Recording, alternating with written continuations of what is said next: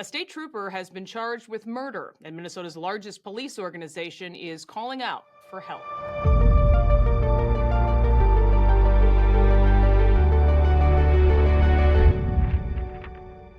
Brian Peters, the executive director of the Minnesota Police and Peace Officers Association, is my guest. Brian, thanks for being here. Thanks for having me, Liz. Minnesota State Trooper Ryan Londregan has been charged with murder, even though we know now a use of force expert for the prosecution explained he committed no crime. Trooper Londregan will be in court on Monday, April 29th. That hearing is a critical step, we understand, in deciding what's next, essentially his fate. What are you asking those who support law enforcement to do? Well, first and foremost, Ryan and his family are going through a lot. And we want to show the support not only for him, but for the profession. Not many people know Ryan and his family are not from Minnesota, so they don't have a huge support network. And we want to be there to show our support for him and his family, as well as the profession. I know you're asking people to take a stand very publicly, wear special T-shirts that you guys have been making. They can pick up Monday morning at the Hennepin County Courthouse. Explain a bit about that. You know, we're looking to demonstrate to Ryan that we have his back, and we thought it was a good idea to make up a T-shirt to show our support. And we're going to be handing those out on Monday to anyone that comes. We have a limited amount. So as soon as they're gone, they're gone. And it's 8 a.m., is that right, before the 9 a.m. hearing? Yeah, we're asking people to show up at 8 a.m. in the South Courtyard, eventually going into the Skyway level to be there when Ryan goes through security, again, to show support. You know, his first court appearance, I think we had over 100 law enforcement professionals show up in support. And we want it to be bigger this time. And we want to continue to do it because it's important. This is a injustice that is occurring here. And we want to expose it and keep exposing it. In addition to that use of force expert, we know 3 police trainers have also testified to a grand jury stating that Trooper Londregan followed his training during that traffic stop last July when Ricky Cobb, a convicted felon, ignored police commands and took off in his vehicle, dragging another trooper. And Trooper Londregan responded with deadly force. Again, you have Hennepin County Attorney Mary Moriarty filing murder charges anyway. What do you think is going on with this case overall and this prosecution? Frankly, chaos. What evidence does Mary Moriarty have? The people that she deposed in that grand jury have now come out with declarations saying he followed policy. The same people that, again, she used for her criminal complaint to say that Ryan violated policy. And then, as we all know, the use of force expert that she hired also came out to say he was not within violation of his training. So what do we have? This is just based off of, in my opinion, politics, but it's unraveling. And I know that she's trying to fight and put. She's trying to say that we're making up stuff. We're not. This is all going to come out. And on Monday, there will be another bombshell declaration. I said bombshell declaration that will be coming out that will be public. Others seem to be concerned about prosecutorial misconduct in this case. Minnesota's Republican delegation wrote a letter to a House Judiciary Committee Chairman, Jim Jordan. They asked Congress to investigate Hennepin County Attorney Mary Moriarty's office. Your organization, the MPPOA, wants Moriarty criminally investigated. We'll be staying tuned, of course, for this bombshell you're talking about. But why that step? You know, that was something that the Congresswoman took on her own, which we appreciate. And this is bipartisan. This isn't just one party asking for this. This is a bipartisan effort, whether it's at the state legislature level or and the federal. I mean, it's obvious to the layperson what is happening here. And I believe that it does rise to criminal.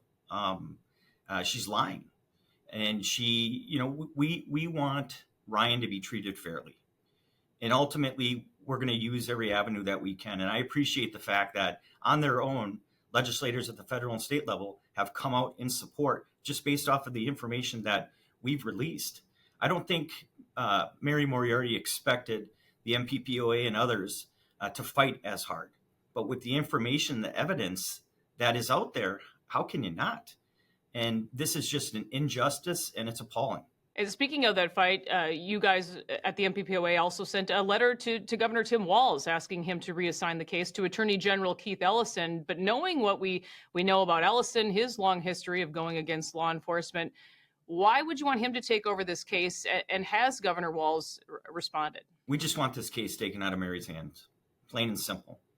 She's proven that it needs to be taken away. I'm in communication with the governor's office frequently. Any new information that I have, I provide. I know that he's taking it serious, and I know that taking a case away from a county attorney has only been done twice. The last was the case that we all know about in Brooklyn Park. So I understand the magnitude of it, and I'm hoping that with more information that we provide, it makes it just, you have to. But he's been supportive. I know that they're looking at the case on a daily basis, and I'm in frequent conversation with the governor's office. Londregan is being sued by the family of convicted felon Ricky Cobb, but he's also facing charges of second-degree unintentional murder, second-degree manslaughter, first-degree assault. He's the 8th law enforcement officer to be criminally charged by the Hennepin County Attorney's Office in less than 4 years. How has this affected your members who wear a badge in Minnesota? Well, first off, the civil case is just ridiculous. You know, in my opinion, it's another greedy trial lawyer taking advantage of families. Chris Maddow, the lead attorney on the criminal case, is representing Ryan on the civil case. And his words is he will fight the civil case as vigorously as he's fighting the criminal case. As far as to the membership, I think that on a positive note, seeing the MPPOA and others come out so strongly in support, I think gives them a sense of relief. And moving forward, I think this is going to be how we handle these cases. And it's important that our members know that we're going to fight and do everything that we can for them. And that's what we'll continue to do. And that's on this case in the future. As far as the sentiment of law enforcement out there right now, it's bad. And that's sad to say. We don't have a lot of people coming into this profession. And we have a lot of people that are going to be able to retire in the next 2 years. And so I think demonstrating that we will be that voice for rank and file. We will be the voice to fight, whether it's at the legislature or whether it's this case against Mary Moriarty. We're going to continue to do that. It's what we need to do. The men and women of law enforcement go out and risk their lives every day. And to have to worry about politics or a rogue county attorney like Mary Moriarty shouldn't be what they're worried about, but they are. In Hennepin County, they're starting to voice those opinions to the police chiefs. And the police chiefs are now starting to push back as well, as they should, as leaders of their departments. But we're going to continue this fight, and hopefully, Ryan and his family can get back to their lives.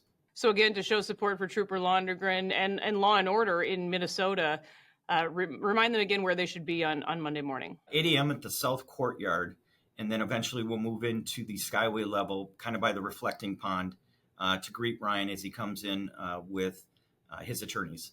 And then after the court appearance, we'll be making some press statements down on the Skyway level. Again, Brian Peters, the Executive Director of the Minnesota Police and Peace Officers Association, the MPPOA.